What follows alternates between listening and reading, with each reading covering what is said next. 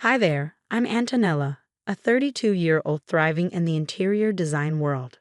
I thought I had the perfect family until everything changed when my brother Jake met Vanessa. Antonella, you won't believe it, I've met the most amazing woman. Jake gushed over the phone. I was thrilled for him. Jake and I have always been close, sharing everything. Our parents raised us to be a tight-knit family, always having each other's backs. Fast forward 3 months, and Jake drops a bombshell. We're getting married. I nearly choked on my coffee. Married? Jake, you barely know her. But he was head over heels. The wedding was a whirlwind, and suddenly I had a sister-in-law. At first, Vanessa seemed charming, full of smiles and politeness. But something felt off. During a family dinner, I noticed how she subtly steered conversations. Oh, Antonella's still single. Don't worry, you'll find someone eventually, she'd say, always with a smile, always with a hint of judgment. I brushed it off, but the comments kept coming, cloaked in sweetness but laced with criticism. One day, while helping Mom in the kitchen, I overheard Vanessa talking to Jake. Honey, don't you think Antonella's job is a bit unstable? I'm just worried about her future. My blood boiled. I had built my business from the ground up, and it was thriving. Things got worse at Jake's birthday party. Vanessa accidentally spilled wine on my new dress. Oh, I'm so clumsy, but don't worry. It probably wasn't that expensive, right? She said. I forced a smile, but inside, I was seething. Later that night, I vented to my best friend Megan. I'm telling you, Meg, something's not right with Vanessa. Megan nodded. I've noticed it too. The way she looks at you when she thinks no one's watching, like she's sizing up the competition. I sighed, but Jake's so happy, and Mom and Dad adore her. Am I just being paranoid? Trust your gut, Antonella, Megan said. Keep your eyes open. And so I did. I watched as Vanessa slowly warmed her way into every aspect of our family life. She'd volunteer to help Dad with his finances, critiquing his methods, and reorganize Mom's kitchen, claiming it was more efficient. But it was her effect on Jake that worried me the most. My once outgoing brother became quieter, always deferring to Vanessa's opinions. During a shopping trip with Mom, I tried to broach the subject. Mom, have you noticed anything different about Jake lately? She hesitated. Well, he's a married man now. Change is normal. But Mom, it's like he's not even the same person anymore. Oh, sweetie, you're just not used to sharing him. Give it time. But time only made things worse. Family gatherings became minefields of passive-aggressive comments and tense silences. I tried to keep the peace, biting my tongue when Vanessa made snide remarks, but the stress was getting to me. My design suffered, and I started losing sleep. One night, after a particularly brutal family dinner where Vanessa subtly criticized everything from my outfit to my latest project, I broke down in my apartment. The phone rang. It was Megan. Antonella, are you okay? You seemed off at dinner. I couldn't hold back anymore. Everything spilled out, my suspicions, my fears, the way Vanessa was slowly isolating Jake from us. Megan listened, then said firmly, Enough is enough, Antonella. It's time to start digging. There's more to Vanessa than meets the eye, and we're going to find out what it is. As I hung up, I felt a mix of determination and dread. I loved my family, and I'd do anything to protect them, even if it meant exposing the wolf in sheep's clothing that had infiltrated our lives. Little did I know, things were about to get much, much worse. The annual family barbecue at my parents' house was supposed to be a day of relaxation and bonding. Instead, it turned into a nightmare I'll never forget. Everyone was gathered in the backyard, Dad at the grill, Mom setting out salads, and Jake helping Vanessa with her chair. I was chatting with my cousin when Vanessa's voice cut through the chatter. Antonella, sweetie, could you grab me a drink? You're not doing anything important, right? I was about to respond. When Mom called everyone to eat, the tension was already simmering. Throughout the meal, Vanessa kept making little digs. This potato salad is delicious, Mom. Much better than the store-bought one Antonella brought last time. I saw red. At least I contribute something, Vanessa. What exactly do you bring to these gatherings besides criticism? The table fell silent. Vanessa's eyes narrowed. Well, I bring class, for one thing, something you clearly lack. Before I could stop myself, I shot back class. Is that what you call being a manipulative bitch? Antonella. Jake interrupted, shocked. Vanessa stood up, tears welling in her eyes. I can't believe you'd say such things after everything I've done for this family. She stormed off, Jake following close behind. I sat there fuming as my parents gave me disappointed looks. Later, as I was helping clean up, Vanessa cornered me in the kitchen. Listen here, you little nobody. Jake is mine now, and soon this whole family will see you for the jealous, pathetic person you are. I couldn't believe what I was hearing. You're delusional, Vanessa. That's when she grabbed a fistful of my hair, yanking hard. Am I? Let's see what Jake thinks about his precious sister now. She dragged me by the hair into the living room, where Jake was talking with Dad.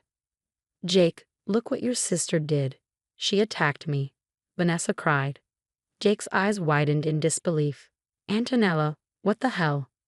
I tried to explain, but Vanessa's crocodile tears drowned me out. I think you should leave, Antonella. Now. I left, humiliated and angry. The next day, Megan came over, finding me still in yesterday's clothes, surrounded by ice cream containers. That's it. We're not letting her get away with this. It's time to fight back.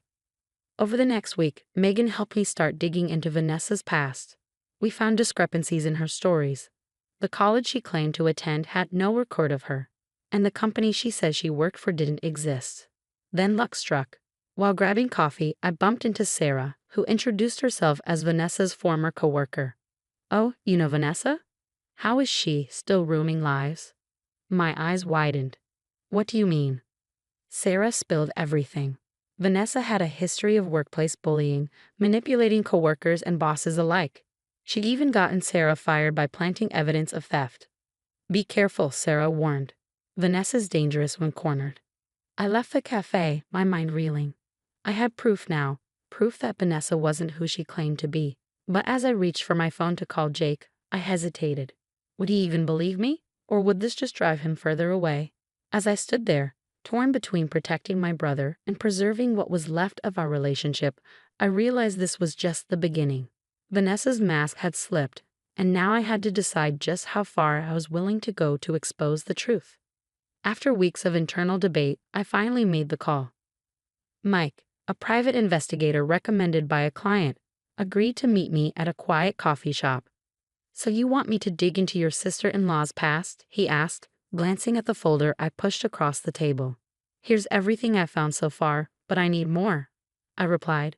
Mike whistled as he flipped through the pages. Lady, your sister-in-law's got more red flags than a Chinese parade. I'll see what I can do. 2 weeks later, Mike called with news that made my blood run cold. Antonella, your sister-in-law isn't just a liar. She's a professional con artist. Multiple identities, fraud charges in 3 states, and get this, she's been using your brother's business to launder money. My hands shook as I processed the information. How? How is she doing that? Fake invoices, ghost employees, the works. Your brother's company is a ticking time bomb. I thanked Mike and hung up, my mind racing. I had to tell Jake, but how? Before I could decide, my phone buzzed with a text from Mom. Family dinner tonight. Vanessa insists. Please come. Great, just great. The tension at dinner was thick enough to cut with a knife. Vanessa was all smiles. Her eyes were cold when they landed on me. Jake, honey, tell them about our vacation plans, Vanessa said with a tight smile. Jake cleared his throat. Well, we're thinking of taking an extended trip, maybe 6 months. I nearly choked on my wine. 6 months? What about the business? Vanessa's smile tightened. Oh, Jake can run things remotely, right, sweetie? I saw the puppet strings, but Jake just nodded along. After dinner, I cornered Jake in the kitchen. This trip, are you sure about this? He sighed. Antonella, please. Vanessa thinks it'll be good for us to have some time away from everything. I bit my tongue, realizing how deep Vanessa's claws were dug in. Over the next few days, I reached out to Sarah and other victims I had discovered. We formed a support group, sharing stories and evidence. We need to stop her, Sarah insisted during one of our meetings, before she ruins more lives. I nodded, a plan forming. I think I know how. I spent the next week preparing, gathering every shred of evidence. But Vanessa wasn't stupid. She must have sensed something was up.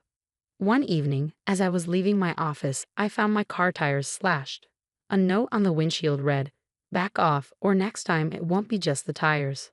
I called Megan, my hands shaking. She knows Megan. Vanessa knows I'm onto her. Megan's voice was steely. Then we move now, before she can do any more damage. I agreed, setting the plan in motion. I called my parents, Jake, and extended family. Emergency family meeting tomorrow night. It's about Jake's safety. As I hung up, doubt crept in. Was I doing the right thing? What if this backfired?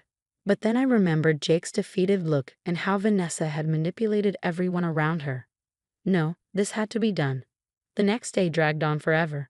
I triple-checked my evidence and rehearsed what I'd say. As evening approached, I received a text from Jake. Vanessa's not feeling well. We might not make it. My heart sank. Of course, she tried to avoid this. I texted back, please, Jake, it's important. I wouldn't ask if it wasn't. Hours passed with no response. I was about to give up hope when I heard a car pull up outside my apartment. I peeked out the window. Jake was helping Vanessa out of the car. She looked pale, leaning on him dramatically. As Jake and Vanessa entered my apartment, the tension was palpable. My parents, Megan, Sarah, and a few other faces were already there. Vanessa clearly didn't expect this. What's going on? Jake asked, confusion evident in his voice. I took a deep breath. Jake, everyone, it's time you knew the truth about Vanessa. Vanessa's eyes narrowed. Antonella, you're being ridiculous. But I cut her off, pulling out a stack of documents. Vanessa, or should I say Amanda, or maybe Lisa? How many identities do you have? Jake's face paled as I laid out the evidence. The charges, the stolen identities, the money laundering through his business. Sarah and the others shared their stories of Vanessa's manipulation and deceit. Vanessa tried to interject, her voice rising hysterically. They're lying.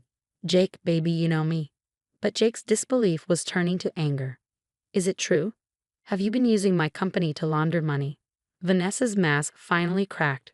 Her sweet demeanor vanished, replaced by cold fury. You're all idiots. Jake, you were so easy to manipulate, and the rest of you are pathetic. Mom gasped. Dad's fists clenched, and Jake looked utterly broken. Vanessa made a dash for the door, but Sarah blocked her path. Not so fast. The police are on their way. The next few hours were a blur. Vanessa was arrested, screaming threats as she was led away. Jake sat silently, processing everything. Days turned into weeks. Jake filed for divorce and worked tirelessly to save his business from the mess Vanessa had created. I was by his side every step of the way. Months later, as we celebrated the successful relaunch of Jake's company, he pulled me aside. Antonella, I'm sorry I didn't believe you sooner.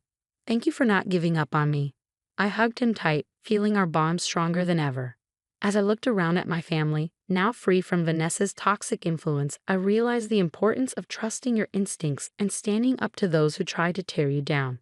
It wasn't easy, but it was worth it. We were free, we were together, and we were stronger for having weathered this storm. And that's the end of Antonella's story. Now, I have a question for you. If you discovered your sibling's spouse was a criminal, would you expose them or keep quiet to protect your sibling's happiness? What's more important, family peace or justice? Drop your thoughts in the comments. This is a tough one, and I'm really curious to hear what you do. If you enjoyed this wild ride, smash that like button.